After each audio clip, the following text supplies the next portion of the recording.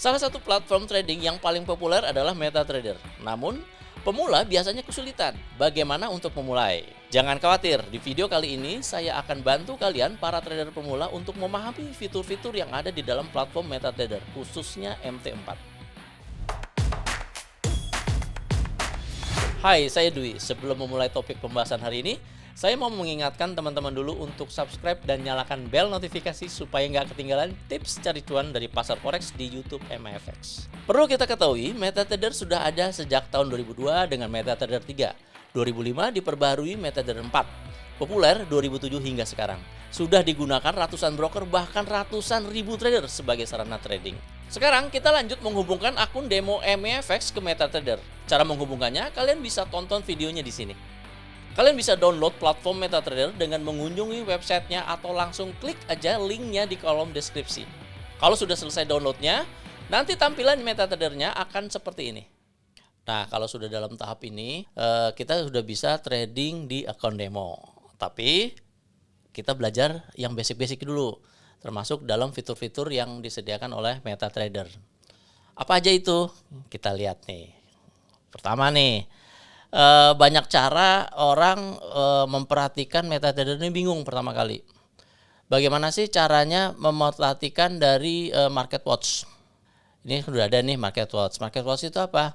Market Watch itu adalah yang menampilkan produk atau kuotasi dan juga pergerakan harga dalam bentuk bid dan ask. Nah, ini yang di sini. Ini kan gerak tuh. Nih. Kemudian kalau kita lihat di sini standarnya langsung dalam bentuk chart bentuk seperti ini. Kadang-kadang kita bingung, ada orang langsung chartnya itu berwarna-warni gitu. Ya kita rubah aja. Cara merubahnya gimana? Klik kanan di bagian properties, kita klik di bagian color scheme di sini. Nah, kalau yang tadi ini bentuknya ada dong di sini. Kemudian kalau ingin yang black and white seperti ini, langsung putih, bentuknya ada seperti ini. Ketika kita klik, nah putih kan. Kemudian kadang-kadang orang nggak pakai dari gridnya, kita klik kanan, hilangkan grid atau Ctrl G, bersih deh. Nah, kita lihat di sini pair yang nggak komplit. Cara untuk membuka pair yang lain seperti apa?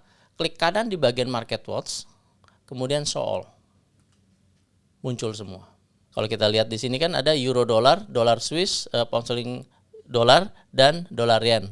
Kalau kita ingin ngelihat yang lain, misalnya di dolar yen yang ada di sini mau kita rubah, pound sterling dolar kita rubah dengan dolar yen, kita rubah aja nih, di drag.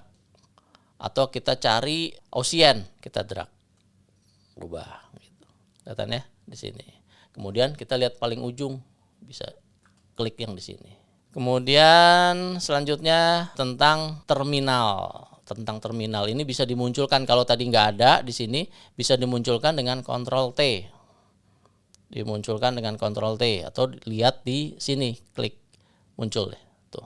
Ini ada bagian bawahnya. Bawahnya ada tab-tabnya. Pertama adalah tab trade. Tab trade ini yang menjelaskan posisi yang sedang terbuka. Kita ambil posisi, nanti ini muncul sendiri posisi order yang sedang terbuka. Account history adalah posisi yang sudah diselesaikan. Di bagian jurnal, inilah adalah seluruh tindakan kita di dalam platform MetaTrader kita. Misalnya berganti login, ini akan terdeteksi di bagian jurnal. Nah, untuk mengorder kita ada berbagai macam cara untuk masuk posisi. Pertama adalah klik di bagian new order yang berwarna hijau tadi. Kemudian di dalam new order kolomnya ada box simbol yang kita bisa pilih. Kemudian juga volume transaksi atau kita langsung masukkan posisi stop loss sebelum transaksi dilaksanakan. Ada take profit juga. Kemudian ada tipe order dari market execution maupun dari pending order. Baru kita klik di sini, langsung masuk posisi. Klik sell untuk arah turun, buy untuk arah naik. Kemudian kita bisa tutup. Itu satu cara. Cara kedua adalah kita langsung masuk ke kolom seperti ini dengan mengaktifkan segitiganya ke atas ini seperti ini. Akan muncul kan sell atau buy. Kita bisa klik di sini buy atau kita klik sell. Tapi sebelumnya pilihlah lot yang sesuai. Disesuaikan dengan jumlah margin atau jumlah dana yang ada di kita. Kemudian yang ketiga yang cukup menarik adalah kita masuk posisi. Masuk posisi di dalam chart sendiri. kita bisa masuk posisi di sini order limit, sell limit atau buy stop. Kalau di atas kursor, di atas harga lagi running, berarti transaksinya kita tempatkan adalah buy stop di sini. Buy stop. Muncul seperti itu, baru place. Atau kalau kursor ke bawah dari harga running, kita tempatkan adalah sell stop. Ini sell stop. Tempatkan place. Oke. Kalau kita mau tutup, posisi seperti ini, nah ini merupakan pending order. Kita mau tutup, kita nggak jadi, ya kita drag, delete, atau kita drag, pindahkan. Kita bisa pindahkan harga low atau harga high, bebas. Nah seperti itu. Atau kita bisa tutup langsung ke melalui kolom yang ada di sini tadi, di trade. Cara order selesai. Kemudian untuk melihat perubahan, kita rubah di sini. Aussie Yen mungkin kita nggak transaksikan, kita buka di euro dolar. Nah seperti itu, tinggal geser ya. Jenis chart yang tampil di sini adalah jenis chart candlestick. Kita mau rubah di bagian ini, bar chart, bentuknya seperti itu. Kemudian kalau line chart lebih sederhana, bentuknya adalah garis-garis saja. Tapi biasanya trader lebih menyukai di dalam candlestick yang ketiga nih, karena mencerminkan kekuatan harga, bisa seperti itu. Kemudian selanjutnya adalah memperbesar atau memperkecil chart. Kalau diperbesar ini ada tanda plusnya, diperkecil, nah, seperti itu. Kemudian di sini juga ada namanya di bagian garis yang di bawah ini adalah crosshair. Nah ini lebih enak nih ngelihatnya. Untuk apa sih sebetulnya kita baca crosshair? Sebelah kanan kita bisa lihat kuotasi harga, dan kalau kita menggunakan misalnya indikator lain, misalnya kita pakai stochastic oscillator, kita kan sebetulnya nggak tahu nih wilayah overbought atau oversold yang lebih presisi di mana. Kita gunakan di sini crosshair. Tuh. Berarti jelas di sini oversold, overbought bisa kita identifikasi tepatnya ada di mana. Tuh lihat. Nah, kita balikan lagi. Kemudian balik lagi ke bagian kursor. Di bagian line study. Di bagian line study ini berfungsi untuk melihat pergerakan harga, untuk menganalisis lah ya. Menganalisis kalau kita mulai dari yang miring ini namanya trend line. Biasanya kita gunakan untuk melihat tren yang terjadi, tren turun atau tren naik seperti ini. Kita hubungkan harga tertinggi dan terendah. Nah, ini kan tertinggi di sini misalnya. Contohnya seperti itu. Atau kita batasin panjangnya. Parameternya, array-nya kita centang. Nah, ini kan kelihatan trennya lagi turun. Harga terkoreksi. Kalau menyentuh dari trend line ini yang disebut dengan resistance seperti apa? Bisa tembus buy, kemudian kalau memantul kita ambil posisi sell. Ini fungsinya untuk melihat itu, tren yang terjadi. Makanya disebut trend line. Bisa lihat di bawah juga nih trend line. Misalnya, nah seperti ini. Ini trend line disebut dengan support, ini disebut dengan resistance. Kemudian kita bisa hapus, klik kanan, delete. Kemudian ada namanya horizontal line. Horizontal line seperti ini untuk melihat resistance support juga, tetapi bentuknya adalah langsung garis lurus secara horizontal.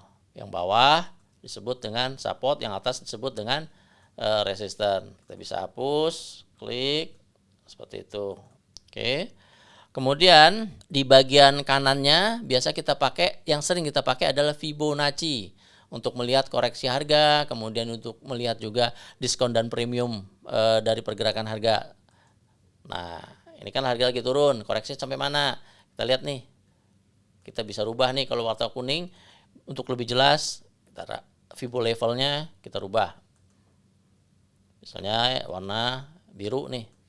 Nah, kalau harga lagi turun seperti ini, terkoreksi maksimal berdasarkan harga tertinggi yang kita tarik di sini, wilayah-wilayah ini. Atau kita bisa rubah level-level, kita tambahkan level bisa. Tambahkan level, parameternya kita tambah di sini. 78.6 gitu kan, contoh seperti itu. Di sini kita lihat, kemudian kita lihat di sini. Nah, contoh muncul tuh koreksinya di sini, maksimal di sini, ini stop loss. Ini contoh menggunakan Fibonacci. Oke. Kemudian time frame. Di dalam MetaTrader juga ada time frame yang kita bisa pilih di sini. Dimulai dari M1, M5, M15, M30 sampai dengan monthly. Maksudnya apa ini? Kalau saya klik di H1 adalah pergerakan yang terjadi di dalam 1 jam sekarang. Candlesticknya seperti ini. Ini open, ini besarin ya. Udah jelas.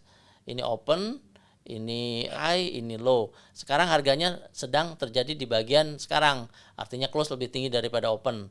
Makanya candlesticknya warnanya kosong nih atau putih atau hitam, close lebih rendah daripada open. Seperti itu. Di time frame 1 jam kita lihat seperti itu. Kemudian kalau kita rubah di 30 menit berubah seperti itu. Ada 2 candlestick yang tadi 1 jam. Di dalam 30 menit candlestick yang terjadi adalah 2. Kemudian 15 menit seperti itu. 5 menit, 1 menit. Nah, kita juga bisa menggabungkan seluruh dari chart yang kita amati di dalam satu window misalnya. Buka aja di bagian windownya. Secara vertikal atau secara horizontal. Kalau vertikal seperti ini. Yang ini kan belum kita rubah nih di backgroundnya, di warnanya hitam. Atau kita besarkan lagi. Nah, seperti itu. Di bagian atas juga ini ada namanya di sini indikator list. Indikator apa aja yang ada di dalam MetaTrader. Bisa dalam bentuk default. Kita bisa lihat juga kalau kita menambahkan indikator dari luar kita tempel di sini plugin, nanti akan muncul di sini. Ini ada biasanya kita pertama adalah melihat dari tren misalnya. Tren yang kita lihat contohnya adalah moving average yang paling sering kita jadikan contoh untuk pemula. Ternyata ini sudah muncul nih yang warna kurva warna merah ini adalah 14. Kalau kita mau rubah di warna biru misalnya, kita rubah aja nih. Ketebalannya juga bisa kita rubah seperti ini. 14. Kalau kita mau rubah lagi, mau kita tambah lagi, ya tinggal tambah di bagian indikatornya, trennya di bagian moving average. Tambah nih moving average-nya yang misalnya di 50. Kemudian warnanya kita bebasin nih, warna hitam misalnya. Metodenya eksponensial yang lebih akurat. Seperti itu, ada 2. Ini bisa digabungkan dengan indikator-indikator lainnya. Misalnya kita buka juga di sini oskilator digabungkan dengan oskilator yang ada di sini. Contohnya stokastik standar, kita rubah di sini close to close, udah ada di sini. Ini kita sekali lagi pakai crosshair, kita lihat nih buy sell, wilayah lagi naik, wilayah jenuhnya di mana? Bisa di sini. Lebih jelas nih kalau pakai crosshair. Oke, sepertinya sekian penjelasan fungsi dan fitur-fitur yang ada pada platform MetaTrader 4. Semoga kalian terbantu dan jadi nggak bingung lagi ketika menggunakan MetaTrader. Di video selanjutnya, saya akan menjelaskan gimana caranya trading menggunakan platform MetaTrader 4 ini pakai akun demo MAFX. Pastikan kalian sudah subscribe dan nyalakan bel notifikasi supaya nggak ketinggalan videonya. Jadi, jangan lupa like kalau suka video ini. Komen pakai hashtag nanya MAFX kalau ada pertanyaan. Dan share ke teman-teman kalian. Sampai jumpa di video selanjutnya.